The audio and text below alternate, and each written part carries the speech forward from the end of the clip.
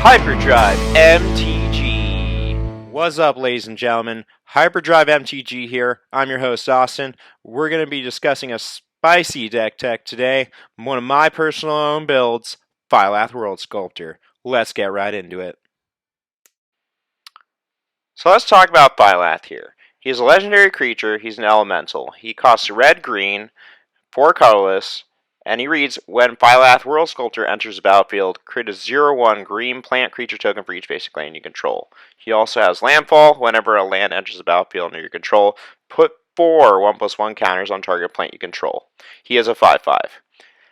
Now, the most significant aspect of Phylath is that he's essentially an Avenger of Zendikar in the command zone, and that allows you to do Phylath Craterhoof combo from the command zone. This is a Craterhoof Behemoth combo deck. In order to know what that means, you must know what Craterhoof does. Craterhoof Behemoth is an 8 mana green card, triple green, 5 colorless. He's a beast, and he has haste, and he has when Craterhoof Behemoth enters the battlefield, creatures you control get trample and X+X until end of turn, where X is the number of creatures you control, all on a body of a 5/5. This means more creatures, more damage. Let's say you have 10 creatures and you have Phylath and Craterhoof out. They're all going to get +12/+12 and trample.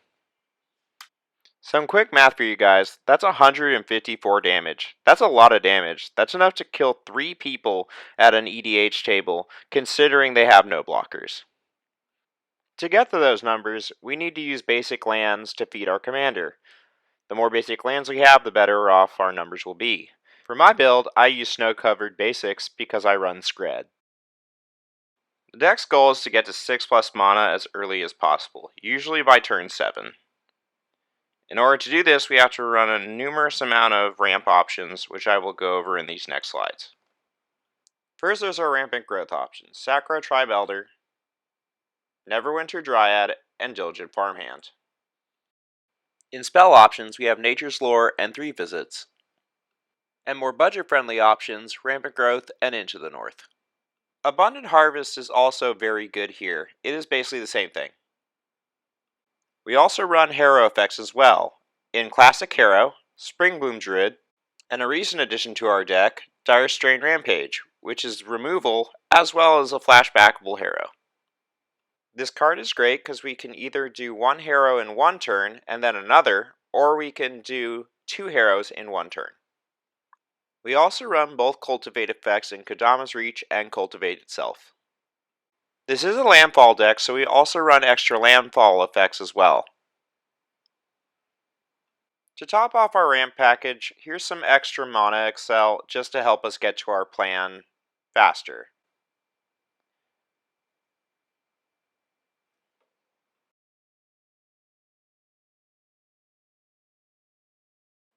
Alright, we got Phylath out.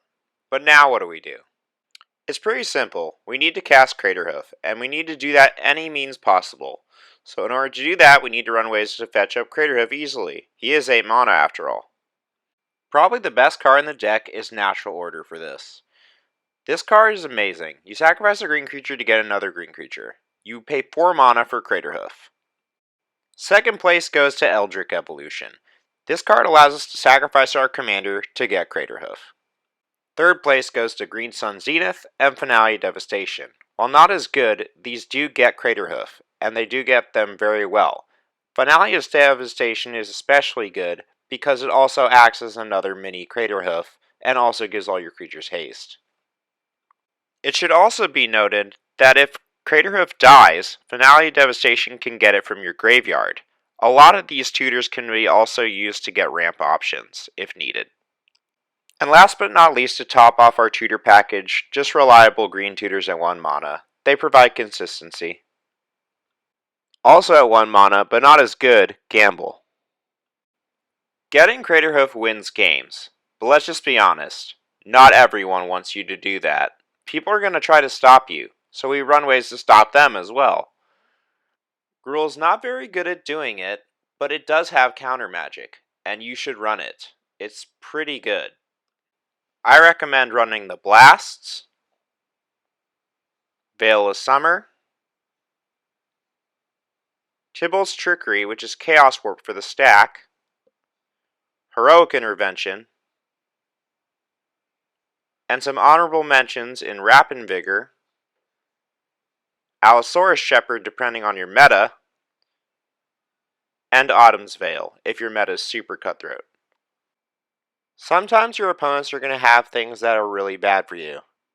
These things need to die.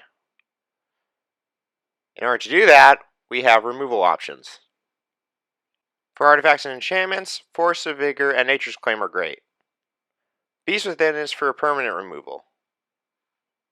Chaos Warp is also permanent removal, but not as good. And most of the time, Blasphemous Act will be a 1 mana board wipe. Scred is great because it's 1 mana deal damage equal to the number of snow permanents you control. Remember, we run snow basics, so the more snow basics we have, the more damage it does. Now you might be wondering, what if Craterhoof doesn't work? What do you do then? How do you win? How can you possibly win? Well, I like to have backup plans. Backup plans are good.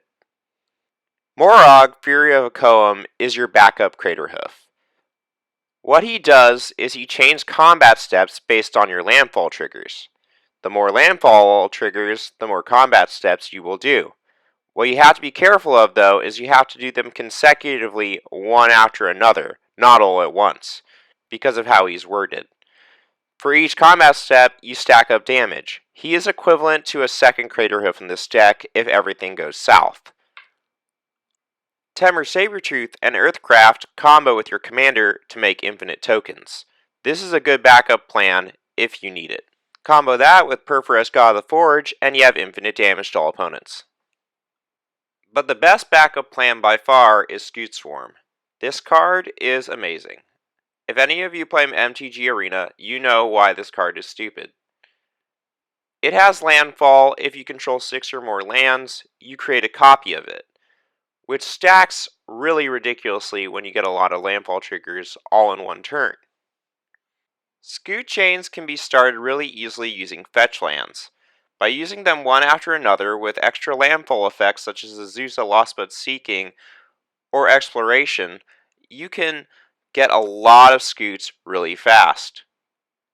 Don't forget Ghost Courting your own lands works too. To max your scoot numbers, Splendor Reclamation and Scapeshift do a great job of maxing out scoots. Crop Rotation can fetch up fetch lands to get even more, and recurring fetch lands using Crucible World effects are really good. Ramonax Excavator is too durable. Scoot chains multiply. The more landfall triggers, the more scoots you get. To wrap up, we need to be able to draw cards. Drawing cards is really good for our deck. It lets us do insane things. Wheel of Fortune is our most standard card draw in our deck. Wheel of Misfortune comes close to being second. Valakut Awakening is also just as good. Escape to the Wilds is great because it gives us extra land plays. And Shamanic Revelation and Regal Force count creatures. Skull Clamp kills our tokens to draw cards. Ladies and gentlemen, that's it for our deck tech for today. Deck list is in the description. Remember to like, share, and subscribe. And if you have any questions, leave them in the comments below. And as always, have a wonderful day. Stay hyper.